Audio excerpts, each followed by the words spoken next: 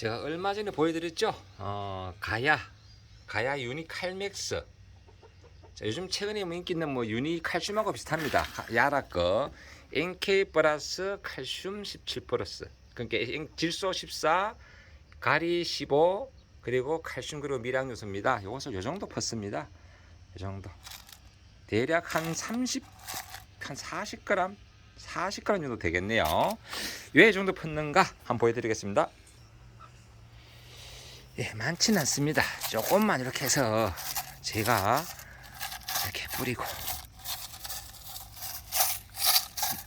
나니까 얼마 안 되죠.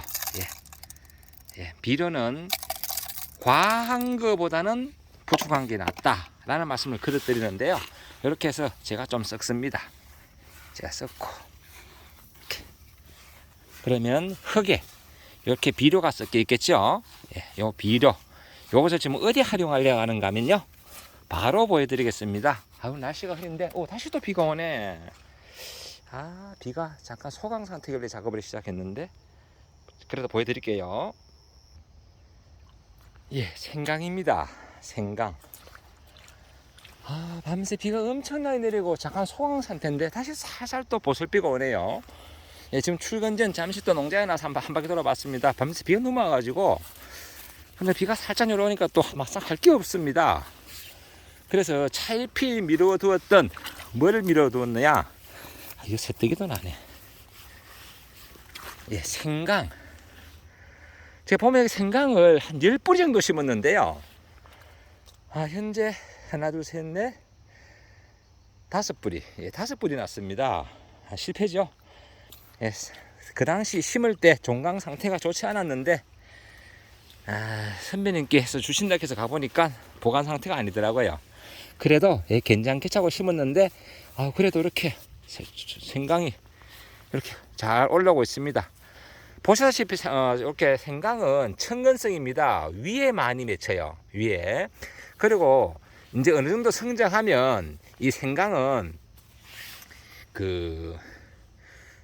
좀 북주기를 해주면 좋습니다. 북을 주고, 즉 흙을 좀 돋궈주고, 그리고 웃거름을 자주 해주면 좋습니다. 그러면 한꺼번에 할 수 있는 방법은 조금 전처럼 비료, 복화도 관계없습니다. 21, 17, 17이나 아니면 NK도 관계없고요. 그럼 비료를 좀 혼용한 것을 너무 많이 주지 말고요. 좀 자주 주면 좋은데, 요 시기는 복토를 해줘가지고 좀 흙을 좀 덮어주면 요 부분에 있는 그 생강들이 점점 더 커집니다. 더 많은 비대를 한다는 이야기죠. 그래서 이렇게 저는 집을 살짝 덮어놨었는데, 이 집을 왜 덮었는가 하면 고온기 때 지온 상승을 막게 덮었습니다. 지온 상승을. 그래서 굳이 이거 안 걷어내도 걷어내고 살짝 걷어내고 복토하고 다시 덮어도 관계없습니다. 이렇게 해도 되고요. 이렇게 해서 이 비료를 이렇게 복토하듯이 이렇게, 참 요거는 지난번 보여드렸죠. 부탄가스 잘라는 겁니다. 이렇게 모종삽으로 퍼기보다는 이렇게 해도 되는데요. 저는 주로 이렇게 할 때는 그저 이렇게 주로 많이 합니다. 더 많이 퍼지고 편해요, 이게요. 이런 식으로 좀 복토를 해준다. 그러면 끙 먹고 알 먹고 이거 양득, 즉 비료분이 섞였으니까 비료 추비 효과도 있고 이렇게 있고, 그리고 복토도 된다. 요 시기에 이렇게 해주면 생강은 조금 더 수확량이 늘어납니다. 이렇게 복토도 해주고, 그리고 다시 이렇게 덮어주고요. 그리고 수시로 사실은 이렇게 빈 공간 이런데 비료 살짝 뿌려주면 잘 큽니다. 잘 커요. 진짜 보면 나중에 제가 수확한 건 보여드리면 알겠지만은 생강이 이렇게 많이 달린다고 싶을 정도입니다. 저는 자가소비니까 굳이 많이 할 필요는 없거든요. 이런 식으로 제가 보시면 다시 한번 보여드리면요. 이거 살짝 걷어 볼게요. 이제 이 녀석들이 이제 여름을 나고 지금부터 이제 막 비약적인 성장을 하거든요. 지금부터 요 보시면 벌써 위에 막 크는 게 이렇게 보여요. 이렇게. 그럴 때 거의 이렇게 천근성이 위에 있잖아요. 이럴 때 흙을 살짝 복토해주면 수확량 증가가 있다. 얼만큼? 최소한 30% 이상입니다. 최소한 30%. 그러니까 요 시기에 9월 초부터 이렇게 9월 한 말 20일 여기서 싹이 나잖아요. 그죠? 이렇게 해주면 수확량 증대가 있다. 많지는 않습니다. 아이고 뭐 5포기 가지고 뭐 생강 영상을 올리느냐. 왜? 자가 소비용 5포기만 충분합니다. 충분합니다. 그래서 제가 생강 차도 만들려고 사실 한 10포기 심었는데 절반은 실패. 선배님이 자기 거 종강 줄 테니까 내 거 심어라 해서 가봤는데 보관 상태가 안 좋았습니다. 그럼에도 불구하고 제가 소독을 하고 한번 씌워봤는데 역시나 보관 상태, 즉 부패한 게 많다 보니까 발화율은 이렇게 50% 절반, 그리고 절반의 성공입니다. 하지만 이 절반 성공이라도 생산량을 더 높여가지고 집에 먹는 데는 아무 문제 없을 정도로 제가 이렇게 키우고 있습니다. 이렇게 해서 다시 이렇게 덮어주시면 또 흙도 널티고 좋습니다. 아니면 이 바로 위에, 집 바로 위에 바로 그냥 집을 깔아놓는 것 같으면 이것도 벌써 이제 거의 썩었잖아요. 그죠?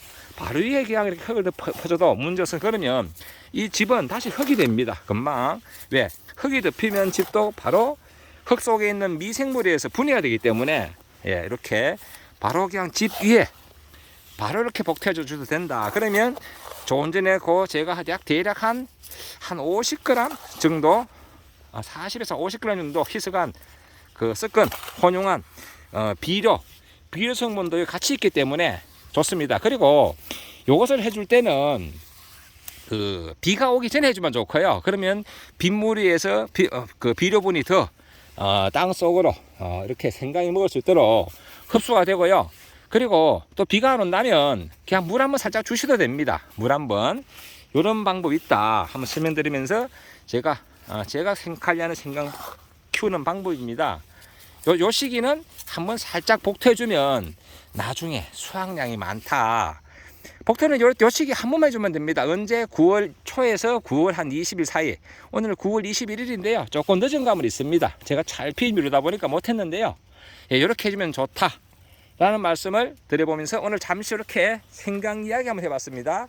그리고 생강은 이게 또 보면 벌레가 좋아해요. 어떤 게 좋아하는가 하면 뭐 파밤나방, 조명나방, 그리고 최근에는 보니까요, 오늘 아침에 보니까 벼에 있는 홍명나방도 있더라고요.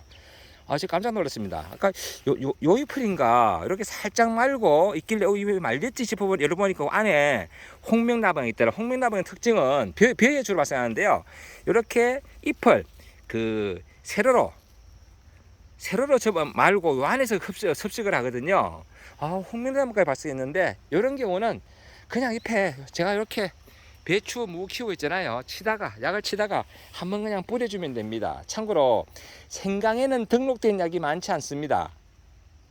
생강에는. 그러다 보니까 자가 소비용은 그냥 내가 먹을 거니까 시판하는 걸 그렇게 만들겠죠. 요즘 PLS 때문에 등록된 약만 살펴야 되는데 이렇게 배추 농약 치던 거 한 번씩 뿌려주면 생강 피해는 좀 줄어듭니다. 참고로 생강 잎을 되게 좋아합니다. 나방들이. 그렇게 아시고요. 오늘 제가 이렇게 흙 복타는 방법 잠시 보여드렸습니다. 늘 좋은 날 되시고 행복한 날 되시기 바랍니다. 감사합니다.